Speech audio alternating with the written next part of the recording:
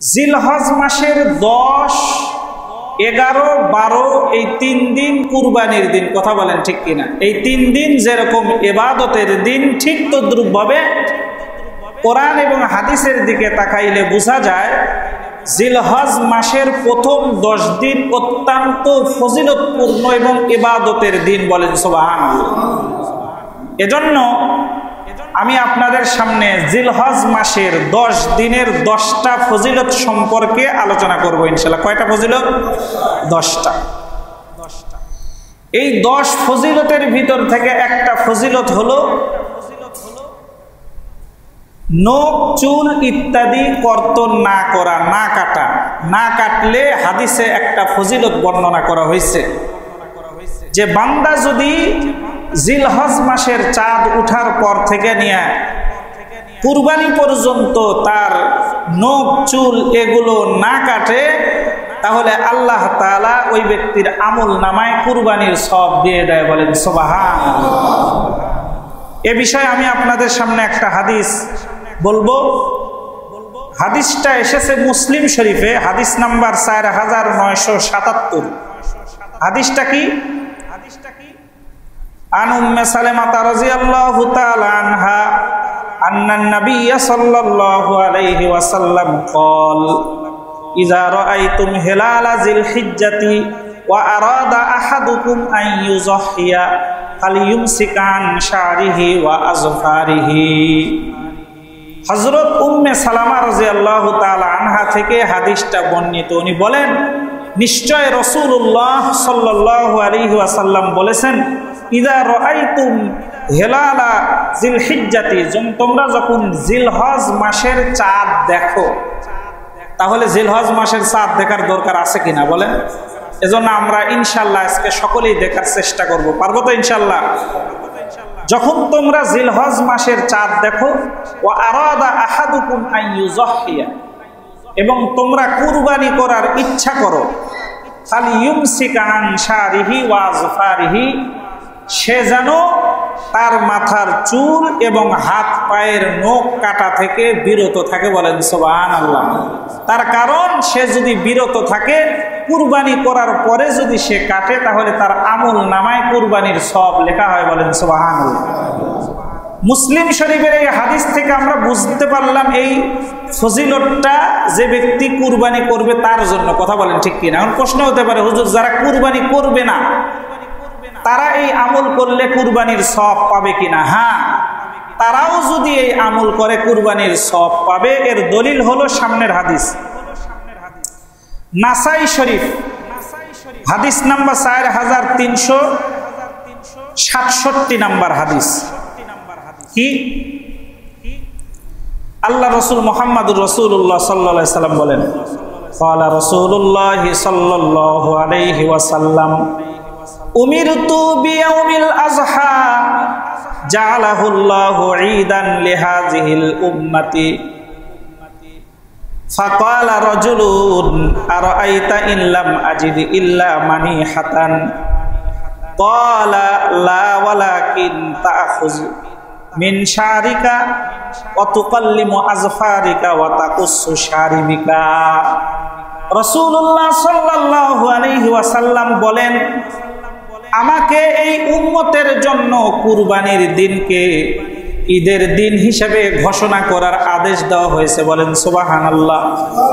ফাকালার রাজুলু, একজন ব্যক্তি বলল, আরাআইতা ইল্লাম আজিদ ইল্লা মানিহাতান ইয়া রাসূলুল্লাহ, আমাকে একজন ব্যক্তি দুধ খাওয়ার জন্য একটা উটনি দিছে, এটা ছাড়া আমার নিকটে আর কোনো কুরবানির পশু নাই, তাহলে আমি কি আফা উযহি বিহা, আমি কি এই পশু দ্বারা কুরবানি করব? ক্বালা লা, আল্লাহ রাসূল বললেন, না, ওই পশু দ্বারা কুরবানি করার দরকার নাই, যেহেতু ওইটা তোমাকে দুধ খাওয়ার জন্য দিছে, তুমি দুধ খাও।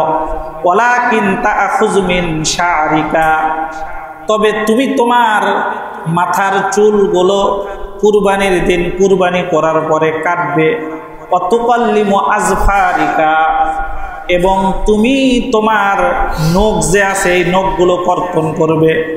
ওয়াতাকুসু শারিবিকা, এবং গোপ মুষটাকে কাটবে, ওয়াতাহলিকু আনাতাকা, এবং তোমার নাভির নিচের যেগুলো পশম আছে এগুলো পরিষ্কার করবে। ফাযালিকা তামামু উযহিয়াতিকা ইনদাল্লাহ, এই কাজগুলোই আল্লাহ তাআলার নিকটে তোমার জন্য কুরবানির সওয়াব এনে দিবে। বলেন সুবহানাল্লাহ। তাহলে এই হাদিস দ্বারা বুঝলাম, যদি কোনো ব্যক্তি কুরবানি নাও করে, জিলহজ মাসের শুরু থেকে নিয়ে কুরবানি পর্যন্ত তার নখ চুল এইগুলো না কাটে, কুরবানির দিন গিয়ে কাটে, তাহলে ওই ব্যক্তির আমলনামায় কি দেওয়া হবে? কুরবানির সওয়াব দেওয়া হবে। এই জন্য আমরা এই হাদিসের উপরে কেউ যদি আমল করতে চাই, তাহলে আজকে মাগরিবের আগে আগে আমরা চুল নখ সব কাটে একেবারে কি করে রাখবো? ইনশাল্লাহ পরিষ্কার করে রাখবো, এবং ঈদের দিন কুরবানি করার পরে আবার কি করব? কাটবো। তাহলে আমাদের আমলনামায় কুরবানির সওয়াব দেওয়া হবে। বলেন সুবহানাল্লাহ।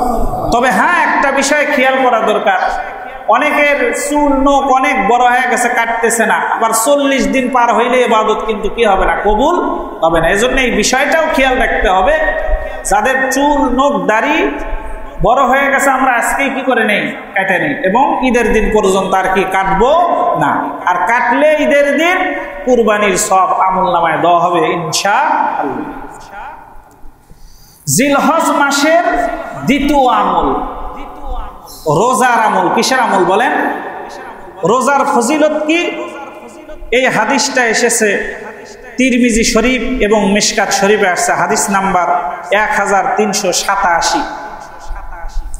قال رسول الله صلى الله عليه وسلم ما من أيام أحب إلى الله أن يتعبد له فيها من 10 ذي الحجة يعدل صيام كل يوم منها بصيام سنة। আল্লাহ রাসূল মুহাম্মাদুর রাসূলুল্লাহ সাল্লাল্লাহু আলাইহি ওয়াসাল্লাম বর্ণনা করেন, বৎসরের যতগুলো দিন আছে এই দিনগুলোর ভিতর থেকে জিলহজ মাসের 10 দিন, 1 থেকে 10 দিনের ইবাদত আসমানের মালিক আল্লাহ তাআলার কাছে সবচাইতে বেশি পছন্দনীয়। বলেন সুবহানাল্লাহ। এরপরে রাসূল বলেন, সিয়ামু কুল্লি ইয়াউমিন মিনহা বিসিয়ামি সানাতিন, এক দিনের রোজা 1 বছরের রোজার সমতুল্য। বলেন সুবহানাল্লাহ। ওয়া কিয়ামু কুল্লি লাইলাতিন মিনহা বিকিয়ামি লাইলাতিল কদর, আর এক রাত্রির ইবাদত কদরের রাত্রির ইবাদতের সমপরিমাণ। বলেন সুবহানাল্লাহ। এজন্য যাদের সুযোগ হয় আমরা জিলহজ মাসের শুরু থেকে 9 দিন আমরা কি করব? ইনশাআল্লাহ রোজা রাখার চেষ্টা করব। আর কেউ যদি এই 9 দিন 8 দিন রাখতে নাও পারে, তবে আরাফার দিন, কোন দিন বলেন? আরাফার দিন আমরা রোজা রাখার চেষ্টা করব ইনশাআল্লাহ। আরাফার দিন রোজা রাখার ফজিলত কি? এই হাদিসটা মুসলিম শরীফে এসেছে, হাদিস নাম্বার 2691। قال رسول الله صلى الله عليه وسلم صيام يوم عرفة أحتسب على الله أن يكفر السنة التي قبله والسنة التي بعده। আল্লাহ রাসূল মুহাম্মাদুর রাসূলুল্লাহ সাল্লাল্লাহু আলাইহি ওয়াসাল্লাম বলেন, আরাফার দিনে যদি কোনো ব্যক্তি রোজা রাখে, আমি রাসূল আশা করি এই রোজাটা তার পূর্বে এবং পরের 1 বছরের গুনাহের জন্য কাফফারা স্বরূপ হয়ে যাবে। বলেন সুবহানাল্লাহ। এজন্য আমল এমন করা দরকার যেগুলো আমলের কারণে আল্লাহর নৈকট্য লাভ করা যায়। কথা বলেন ঠিক কিনা? এক দিনের রোজার যদি এই ফজিলত হয়, তাহলে যারা বুদ্ধিমান মুসলমান তারাই ইবাদতকে কি করবে না? ছাড়বে না ইনশাআল্লাহ। এজন্য আমরা এই দিনে রোজা রাখবো তো ইনশাআল্লাহ। আল্লাহ তৌফিক দান করুক, সকলে বলেন আমিন। এরপরে 3 নাম্বার আমল হলো বেশি বেশি আল্লাহ পাক রব্বুল আলামিনের জিকির করা এই 10 দিন। বলেন সুবহানাল্লাহ। আল্লাহকে বেশি বেশি স্বীকার করা। এজন্য আল্লাহ পাক রব্বুল আলামিন সূরা হজের 28 নম্বর আয়াতে বলেন, ওয়ায়াযকুরুসমাল্লাহি ফি আইয়ামিন মালুমাত, তারা নির্ধারিত দিনসমূহে আল্লাহর নামের বেশি বেশি জিকির করে যারা আল্লাহর প্রিয় বান্দা। এই নির্ধারিত দিন দ্বারা কোন দিন উদ্দেশ্য? আব্দুল্লাহ ইবনে মাসউদ, আব্দুল্লাহ ইবনে আব্বাস রাদিয়াল্লাহু তাআলা আনহু বলেন, এই নির্ধারিত দিন দ্বারা উদ্দেশ্য হলো জিলহজ মাসের এই 10 দিন। বলেন সুবহানাল্লাহ। এজন্য জিলহজ মাসের 10 দিনের ইবাদত অত্যন্ত গুরুত্বপূর্ণ। 10 তারিখের কুরবানি যেরকম গুরুত্বপূর্ণ, ঠিক তদ্রূপভাবে এই ইবাদতগুলো আল্লাহর কাছে সেরকম কি দামি। এজন্য এই সময়টাকে আমরা কাজে লাগাবার চেষ্টা করব ইনশাআল্লাহ। এরপরে 4 নাম্বার আমল হলো এই 10 দিন বেশি বেশি তাকবীর পড়া। তাকবীর জানা আছে না? আল্লাহু আকবার, আল্লাহু আকবার, লা ইলাহা ইল্লাল্লাহ, আল্লাহু আকবার, আল্লাহু আকবার, ওয়ালিল্লাহিল হামদ। আনিল আসওয়াদি ক্বাল কানা আব্দুল্লাহ ইউকাব্বিরু মিন সালাতিল ফাজরি ইয়াউমি আরাফাতা ইলা সালাতিল আসরি মিনান নাহরি ইয়াকুলু আল্লাহু আকবার, আল্লাহু আকবার, লা ইলাহা ইল্লাল্লাহ, আল্লাহু আকবার, আল্লাহু আকবার, ওয়ালিল্লাহিল হামদ। আল্লাহর রাসূলের সাহাবী হযরত আসওয়াদ রাদিয়াল্লাহু তাআলা আনহু থেকে বর্ণিত, তিনি বলেন, আব্দুল্লাহ ইবনে মাসউদ রাদিয়াল্লাহু তাআলা আনহু আরাফার দিনের ফজর থেকে নিয়ে 13 তারিখ আসর পর্যন্ত এই তাকবীরটা বেশি বেশি করতেন। বলেন সুবহানাল্লাহ। এটা তো সাহাবী থেকে কি হইল? আমল প্রমাণিত হয়। এরপরে আল্লাহ রাসূলের সাহাবী আন জাবির ইবনে আব্দুল্লাহ রাদিয়াল্লাহু তাআলা আনহু قال কানা রাসূলুল্লাহ সাল্লাল্লাহু আলাইহি ওয়াসাল্লাম ইজা সাল্লাস সুবহা মিন গাদাতি আরাফাতা, আল্লাহর রাসূল সাল্লাল্লাহু আলাইহি ওয়াসাল্লাম আরাফার দিন যখন ফজরের নামাজ পড়তেন, ইউকবিলু আলা আসহাবিহি, তখন সাহাবায়ে কেরামের দিকে ঘুরে বসতেন। ফায়াকুলু আল্লাহু আকবার, আল্লাহু আকবার, লা ইলাহা ইল্লাল্লাহ, আল্লাহু আকবার, আল্লাহু আকবার, ওয়ালিল্লাহিল হামদ। ফায়ুকাব্বিরু মিন গাদাতি আরাফাতা ইলা সালাতিল আসরি মিন আখিরি আইয়ামিত তাশরিক।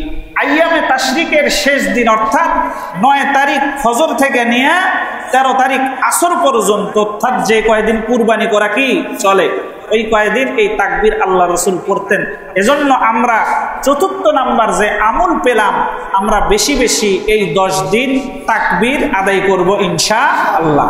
এই তাকবীরের ভিতরে আল্লাহ তাআলার বরত্বের কি করা হয়েছে, বর্ণনা করা হয়েছে। 5 নম্বর আমল হলো কি? বেশি বেশি দান খয়রাত করা। বেশি বেশি কি করা বলেন? দান খয়রাত করা।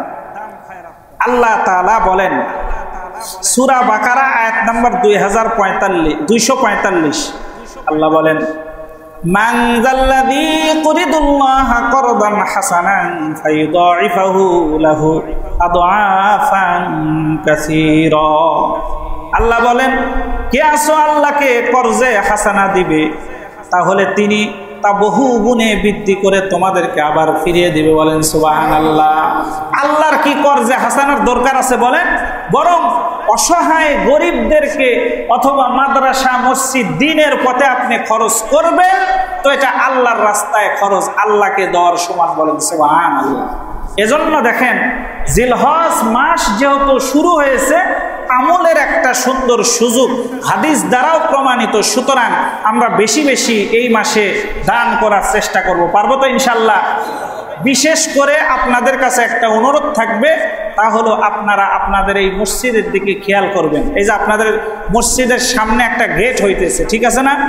আল্লাহর ঘরের ভিতরে মুসল্লিরা ঢুকবে, সুন্দর একটা গেট হবে, অনেক টাকা পয়সার প্রয়োজন।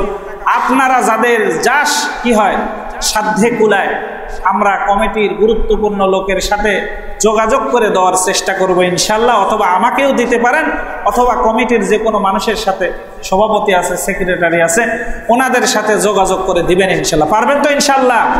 এই সুযোগটা যেহেতু জিলহজ মাসের ফজিলত বেশি, এই জন্য আমলটা করার চেষ্টা করবো ইনশাআল্লাহ। এরপরে 6 নাম্বার আমল হলো বেশি বেশি আল্লাহ তাআলার কাছে দোয়া করা। বেশি বেশি আল্লাহর কাছে কি করা? দোয়া করা। আল্লাহ পাক রব্বুল আলামিন বলেন সূরা গাফির আয়াত নাম্বার 60, কি বলেন? অকালা রব্বুকুম উদউনি আস্তাজিব লাকুম। আল্লাহ পাক রব্বুল আলামিন বলেন উদউনি আস্তাজিব লাকুম, ও বান্দা তোমরা আমাকে ডাকো, তোমাদের ডাকতে দেরি হবে, আমি আল্লাহ পাক রব্বুল আলামিন তোমাদের ডাকে সাড়া দিতে দেরি করব না। বলেন সুবহানাল্লাহ। বলেন পৃথিবীর মানুষ শোনো, একজন মা আর বাবা তার সন্তানরে যত ভালোবাসে, পৃথিবীর সমস্ত মানুষের ভালোবাসা যদি এক পাল্লায় উঠানো হয়, আর পৃথিবীর বাবা আর মায়ের ভালোবাসা সন্তানের প্রতি যে মহব্বত, এটা যদি এক পাল্লায় উঠানো হয়, তো পৃথিবীর সব ভালোবাসার চাইতে পিতামাতার ভালোবাসার পাল্লার ওজন বেশি হবে। বলেন সুবহানাল্লাহ। আর শুনে রাখো, পৃথিবীর পিতা মাতা তার সন্তানরে যত ভালোবাসে, এর চাইতেও কোটি কোটি গুণ বেশি আসমানের মালিক আপনারে আর আমারে ভালোবাসে। বলেন সুবহানাল্লাহ। এজন্য আল্লাহ বলতেছে উদউনি আস্তাজিব লাকুম, ও বান্দা আমারে ডাকো, আমি তোমার ডাকে সাড়া দিব। শুধু এই কোরআনের আয়াত নয়, হাদিসের ভিতরে আছে প্রত্যেক দিন শেষ রাত্রিতে আল্লাহ পাক রব্বুল আলামিন প্রথম আসমানে আয়েশা বান্দারে ডাকে, আলা মিন মুস্তারজিকিন ফারজুকালাহ, ও বান্দা কে আসো আমার কাছে রিজিক চাও, আমি তোমারে রিজিক দিয়া দিব। বলেন সুবহানাল্লাহ। আলা মিন মুস্তাগফিরিন ফাআগফির লা, কে আমার কাছে ক্ষমা চাও, আমি তোমারে ক্ষমা করে দেব। বলেন সুবহানাল্লাহ। এজন্য আল্লাহ তাআলার কাছে ক্ষমা চাইলে আল্লাহ ক্ষমা করে দেয়। এজন্য জিলহজ মাসের 6 নাম্বার আমল হলো আমরা বেশি বেশি আল্লাহ পাক রব্বুল আলামিনের কাছে কি চাইবো? ইনশাআল্লাহ ক্ষমা চাইবো। এরপরে জিলহজ মাসের 7 নাম্বার আমল বেশি বেশি নফল ইবাদত করা। কি ইবাদত করা? এর সপক্ষে দলিল হলো বুখারী শরীফের সূত্রে মিশকাত শরীফে বর্ণিত আছে, হাদিস নাম্বার 1376। আল্লাহর রাসূল বলেন, ক্বালা রাসূলুল্লাহ সাল্লাল্লাহু আলাইহি ওয়াসাল্লাম, মা মিন আইয়ামিন আল আমালুস সালিহু ফীহিন্না আহাব্বু ইলাল্লাহি মিন হাযিহিল আইয়ামিল আশারাতি। ক্বালু ইয়া রাসূলাল্লাহ ওয়ালাল জিহাদু ফী সাবিলিল্লাহ। ক্বালা ওয়ালাল জিহাদু ফী সাবিলিল্লাহ ইল্লা রাজুলুন খারাজা বিনাফসিহি ওয়া মালিহি ফালাম ইয়ারজি মিন যালিকা বিশাইইন। বলে আল্লাহ পাক রব্বুল আলামিন 365 দিন দিয়েছে বৎসরের। এই 365 দিনের ভিতরে জিলহজ মাসের এই 10 দিনের ইবাদত আল্লাহ তাআলার কাছে সবচেয়ে বেশি পছন্দনীয়। বলেন সুবহানাল্লাহ।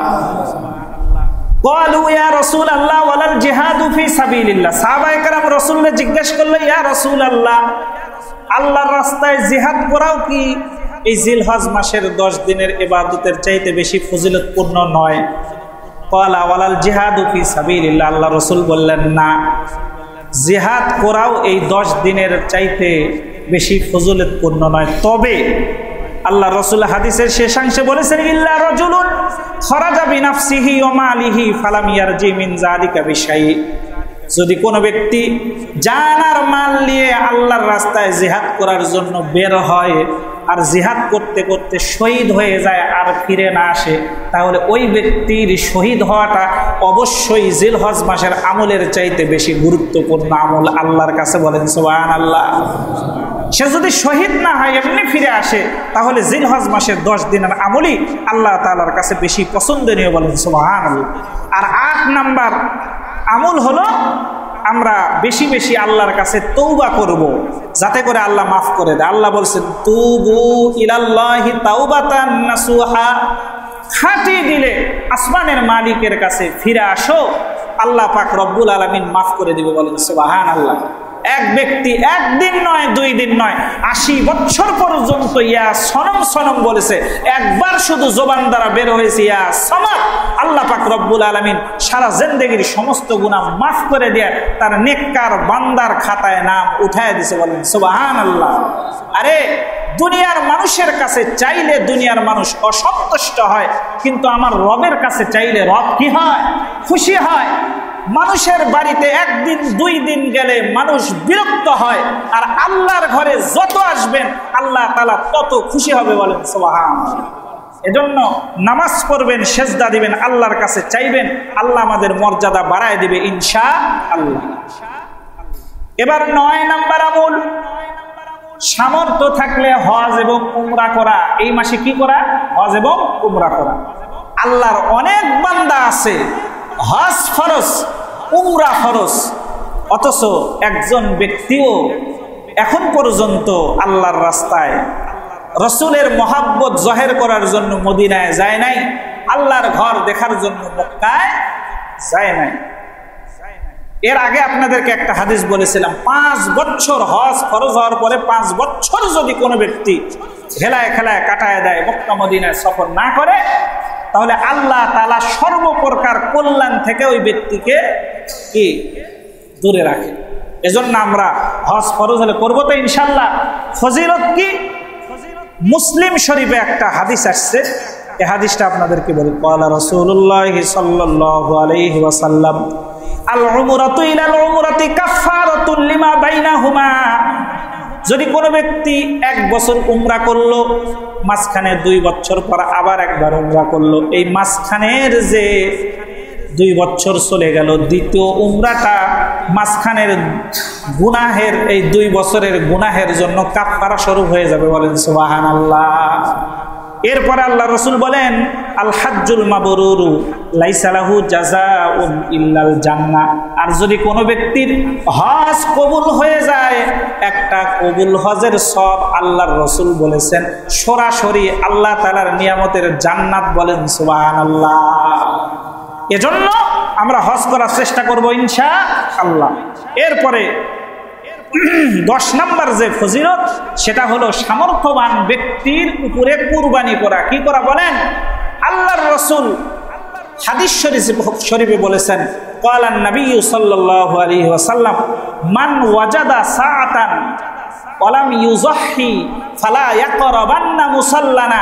যদি কোনো ব্যক্তির উপরে কুরবানি করার সামর্থ্য থাকে, এরপরেও সে ব্যক্তি কুরবানি করলো না, সে যেন আমার ঈদগাহে না আসে। হুকুম কার? বলেন আল্লাহ পাক রব্বুল আলামিনের রাসূল এই আদেশ আমাদেরকে দিয়েছেন।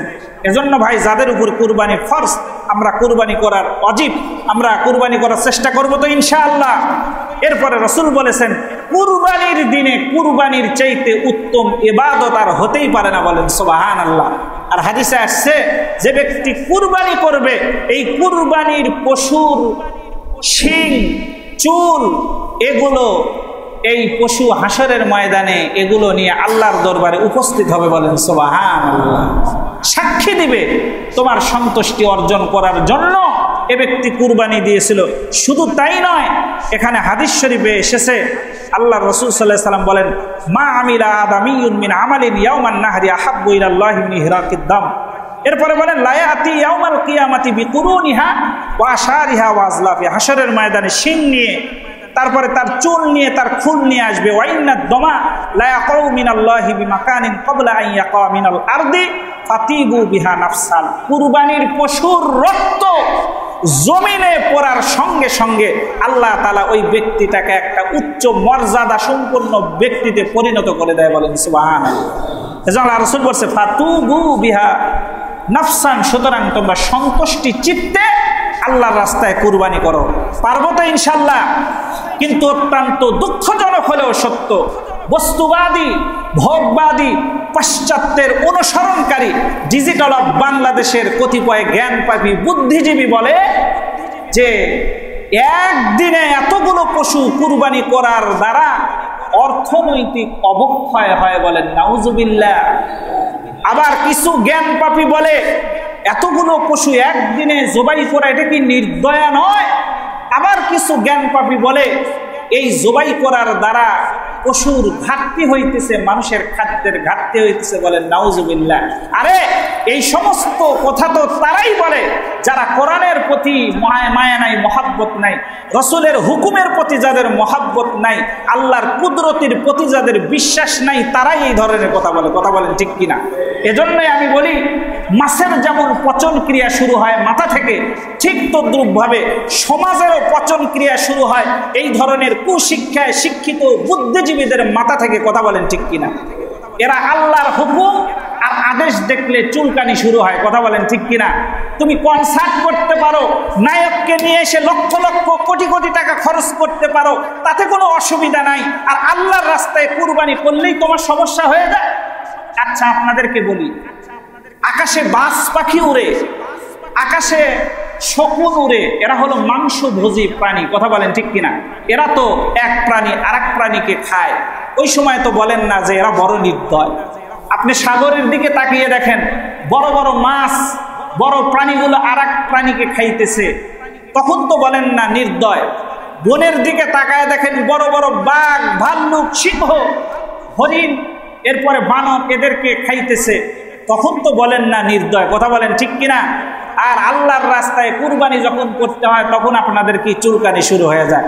আসলে আমি বলবো, এদের যেরকম দেখবেন মাঝে মাঝে আমাদের বাংলাদেশের জমিনে থেকে কিছু নাস্তিক মুরতাদ বলেছিল আজানের আওয়াজ নাকি তাদের নিকটে বেশ্যার আজানের মতো আওয়াজের মতো লাগে। বলেন নাউজুবিল্লাহ। এরা কারা বলতে পারে? এজন্য আল্লাহ বলছে উলাইকা কাল আনআম, এরা তো পশুর চাইতেও নিকৃষ্ট। কথা বলেন ঠিক?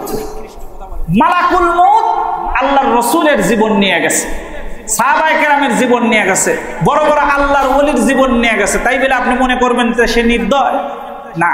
আরেকটা কথা বলি, যারা বলে যে পশু ঘাটতি হয়, আপনাদেরকে একটা কথা মনে রাখতে হবে, যেই জিনিসের যত চাহিদা বেশি ওই জিনিসের উৎপাদনও তত বেশি হয়। কথা বলেন ঠিক কিনা? আর যেই জিনিসের চাহিদা যত কম তার উৎপাদন তত বেশি। আপনারা দেখেন তো বাংলাদেশে কত কত লক্ষ লক্ষ পশু জবাই হইতেছে, পশুর কি অভাব দেখা দিছে? না, কোনো প্রকার অভাব দেখা দেয়। আপনাদের পার্শ্ববর্তী দেশ ইন্ডিয়া, গোহত্যা মহাপাপ, কুরবানি তো দূরের কথা, গরু জবাই করে কি জায়েজ নাই তাদের নিকটে। তাহলে এই যে এরা যে কুরবানি করে না, যায় দেখেন তো পুরা ভারতবর্ষ কি গরু দ্বারা ছায়া গেছে? এত গরু, তাহলে ওদের পুরা ভারতবর্ষে কি দুধের নদী হয়ে গেছে? না, এরকম কিন্তু কি হয় নাই। বরং আপনারা খেয়াল করলে দেখবেন পৃথিবীতে অনেক দেশ আছে যেখানে গুটি কয়েক মুসলমান আছে, সেই দেশেও দেখবেন গোশতের দাম আমাদের দেশে যে কয় টাকা তার চাইতে বেশি তাদের দেশে গোশতের দাম। কথা বলেন ঠিক কিনা? সেখানে তো কি করা হয় না, গরু জবাই করা হয় না, তারপরে গোশতের দাম এত বেশি কেন? বোঝা গেল যে জিনিসের চাহিদা যত বেশি মানুষ তত উৎপাদন করবে। কথা বলেন ঠিক কিনা? আর যদি চাহিদা না হয় কি করবে না? উৎপাদন করবে না। আরেকটা কথা বলি আপনাদেরকে, যারা বলে আবার এই কথা বলে যে এই অর্থনৈতিক অবক্ষয় এটা কি অন্য রাস্তায় দিলে যাইতো না, গরিব দুঃখীকে দিলে যাইতো না, হইতো না? এটা আসলে কথা সত্য, মতলব খারাপের মতো। আপনার যদি এতই মায়া হয়, এতই দয়া হয়, থাকার জন্য তো সাধারণ একটা ঘরই যথেষ্ট। কথা বলেন ঠিক কিনা? কোটি কোটি টাকা খরচ করে বিল্ডিং করার কি দরকার আছে? ও তুমি কোটি কোটি টাকার বিল্ডিং এ থাইকা আল্লাহর বিধান নিয়ে উল্টাপাল্টা কথা বলবা। আবার কিছু লোক আছে দেখবেন পাজারু গাড়ি নিয়ে, দামি দামি গাড়ি নিয়ে ঘুরে। কেন? তোমার যদি এতই গরিব দুঃখীদের দিকে দয়া হয়, তাও তুমি বাসে চড়ে ঘোরো, আর যেটা দিয়ে টাকা দিয়ে গাড়ি কিনতে ওটা আল্লাহ রাস্তায় দান করো। কথা বলেন ঠিক কিনা? শোনেন, আল্লাহর এই বিধানের প্রতি কিয়ামত পর্যন্ত কিছু লোক এমন থাকবে যারা আঙ্গুল উঠাবে। কথা বলেন ঠিক কিনা? কিন্তু একটা কথা মনে রাখেন, মুসলমান, খাঁটি মুসলমান দুনিয়াতে যতদিন থাকবে আল্লাহর বিধান নিয়ে কেউ ছিনিমিনি করলে মুসলমানের মেনে নিবে না ইনশাআল্লাহ। এজন্য যে যাই বলুক না কেন, আল্লাহর পথে যদি আপনি কুরবানি দেন, আল্লাহ এর বিনিময়ে আমাদেরকে নিয়ামতের জান্নাত দিবে। বলেন সুবহানাল্লাহ। এজন্য আপনাদেরকে বিশেষ করে যে আমলের কথা বললাম, জিলহজ মাসের এই 10 দিনের এই আমলগুলা আমরা করার চেষ্টা করব ইনশাল্লাহ। পারবো তো ইনশাল্লাহ? এই 10 দিনের আমলের ভিতর থেকে দেখেন আপনাদেরকে একটা কথা বলি, সংক্ষেপে আমি এই 10 দিনের আমলের কথা বলি। 1 নম্বর বললাম নখ এবং চুল না কাটা। 2 নম্বর জিলহজ মাসের এই 9 দিনে কি রাখা? রোজা রাখা, অথবা না পারলে আপাতত কয়দিন? আরাফার দিনে কি রাখা? রোজা রাখা। 3 নম্বর বেশি বেশি আল্লাহ তাআলা কি করা? জিকির করা। 4 নম্বর বেশি পরিমাণে তাকবীরে কি করা? পাঠ করা। 5 নম্বর যথাসম্ভব দান সদকা কি করা। 6 নম্বর বেশি বেশি আল্লাহ তাআলার কাছে কি করা? দোয়া করা। 7 নম্বর বেশি বেশি নফল ইবাদত করা, হতে পারে সেটা কোরআনের তেলাওয়াত, জিকির অথবা যেটা হোক। 8 নম্বর খাস দিলে আল্লাহ তাআলার কাছে কি করা? তওবা করা। 9 নম্বর সমর্থ থাকলে হজ অথবা কি করা? উমরা করা। আর 10 নম্বর যাদের সামর্থ্য আছে, আমরা ফাঁকি দিব না ইনশাআল্লাহ, অবশ্যই কি করব? কুরবানি করব। আল্লাহ পাক রব্বুল আলামিন আমাদেরকে তার হুকুম নবী মুহাম্মদুর রাসূলুল্লাহ সাল্লাল্লাহু আলাইহি ওয়াসাল্লামের আদর্শে আদর্শিত হয়ে নিজেদের জীবনকে সুন্দর সুশীলভাবে গঠন করার তৌফিক দান করুক। সকলে বলেন আমিন। যারা সুন্নাত পড়েন নাই পড়ুন।